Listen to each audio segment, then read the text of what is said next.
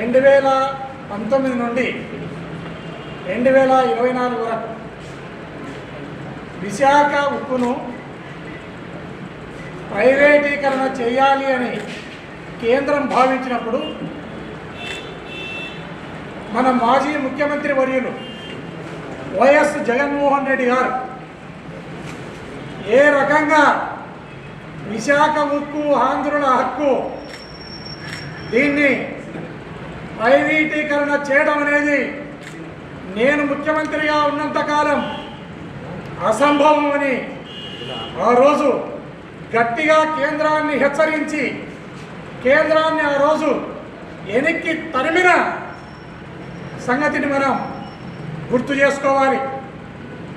ఆ రోజు ప్రైవేటీకరణకు ఒప్పుకోకుండా కేంద్రం నుంచి ఎన్ని ఒత్తిడులు వచ్చినా ఎన్ని ఇబ్బందులు జగన్మోహన్ రెడ్డి గారిని పెట్టినా గట్టిగా కేంద్రాన్ని వ్యతిరేకించి విశాఖ ఉక్కును ఆంధ్రులకు చెందే విధంగా దాన్ని ప్రైవేటీకరణను ఒప్పుకోకుండా గట్టిగా నిలబడిన సంగతి మనమంతా కూడా మరొకసారి గుర్తు చేసుకోవాలని సందర్భంగా మీ ద్వారా రాష్ట్ర ప్రజలకు తెలియజేస్తున్నాను.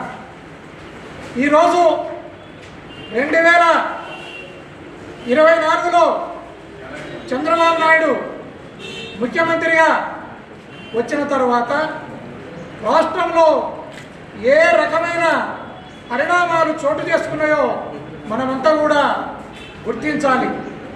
దీన్ని ఈరోజు విశాఖ ఉక్కు అనే పేషెంట్కు గుండెపోటు వస్తే కాలుకు కట్టుకడతా ఉంటుంది కేంద్రం. కాలుకు కట్టుకడితే గుండెపోటు ఎట్లా మాయమవుతుందో నాకు అర్థం కావడం లేదు. దీన్ని రాష్ట్ర ప్రజలందరూ కూడా అర్థం చేసుకోవాలి. ఈరోజు విశాఖ ఉక్కు అనే దాన్ని సెయిల్లో విలీనం చేయాలి. సెయిల్లో విలీనం చేసినప్పుడు మాత్రమే ఆ ఉక్కు ఫ్యాక్టరీ అనేది నిలబడుతుంది, అది బ్రతికి బట్టగడుతుంది అనేది రాష్ట్ర ప్రజలందరూ కూడా ఆలోచిస్తున్నారు, గుర్తు చేసుకుంటున్నారు.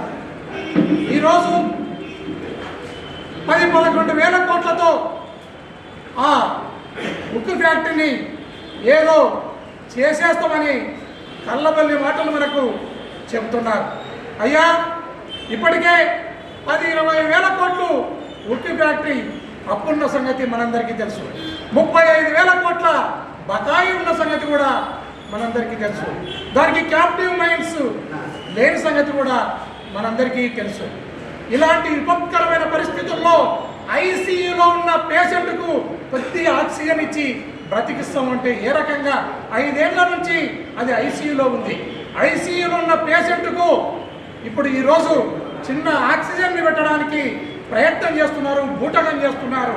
మీ ఆక్సిజన్ ఇచ్చే బూటకాన్ని మీరు దయచేసి విరమించుకొని ఈ ఉక్కు ఫ్యాక్టరీని సెయిల్లో విలీనం చేయాలి, దానికి క్యాప్టివ్ మైన్స్ను ఏర్పాటు చేయాలి. అప్పుడే ఈ ఉక్కు ఫ్యాక్టరీ బ్రతికి బట్టగడుతుందని ఈ సందర్భంగా తెలియజేస్తున్నాను. అయ్యా చంద్రబాబు నాయుడు గారు, ఈరోజు కేంద్రానికి మద్దతే కాదు, కేంద్ర ప్రభుత్వంలో నీవు భాగస్వామివి, దాన్ని మీరు గుర్తు చేసుకోవాలి. 2-3 వరకు మీరు కేంద్ర మంత్రులుగా ఈరోజు ఉన్నారు. దయచేసి దానిని అరకొర కాకుండా ఉక్కు ఫ్యాక్టరీని సెయిల్లో విలీనం చేయాలి, క్యాప్టివ్ మైన్స్ను ఇవ్వాలి. అప్పుడే ఈ ఉక్కు ఫ్యాక్టరీ అనేది బతుకుతుందని ఈ సందర్భంగా తెలియజేస్తున్నాను. మరొకసారి కూడా తెలియజేస్తున్నాను, ఉక్కు ఫ్యాక్టరీ అనే పేషెంట్కు గుండెపోటు వచ్చింది, మీరు కాలుకు కట్టుకడతామంటున్నారు. కాలుకు కట్టుకడితే గుండెపోటు ఏ రకంగా బాగవుతుందో ఈ రాష్ట్ర ప్రజలందరూ కూడా గుర్తిస్తున్నారు, దాన్ని ఆలోచిస్తున్నారు. దీన్ని మైండ్లో పెట్టుకుని గుండెపోటును సరిచేయాలి తప్ప మీరు కాలుకు కట్టుకట్టడానికి పోవద్దు అని సందర్భంగా మీకు హితవు పలుకుతున్నాను. అదేవిధంగా నిన్న క్యాబినెట్ మీటింగ్ జరిగితే ఆ క్యాబినెట్ మీటింగ్లో మీరు ఇచ్చిన 6 హామీలు ఏవైతే ఉన్నాయో, సూపర్ 6 హామీలు ఏవైతే ఉన్నాయో ఆ హామీలను వచ్చే సంవత్సరం ఎప్పుడో మొదలు పెట్టడానికి నిన్న ఒక క్యాబినెట్ మీటింగ్ అవసరమని ఈ సందర్భంగా నేను రాష్ట్ర ప్రజలకు తెలియజేస్తున్నాను. ఈ పార్టీకి అప్పుడు 2019లో జగన్మోహన్ రెడ్డి గారు ముఖ్యమంత్రిగా ప్రమాణ స్వీకారం చేస్తే 7 నెలల్లోనే 42,000 కోట్లను ఈ రాష్ట్రంలోని ప్రజలకు చేరవేసిన సంగతి.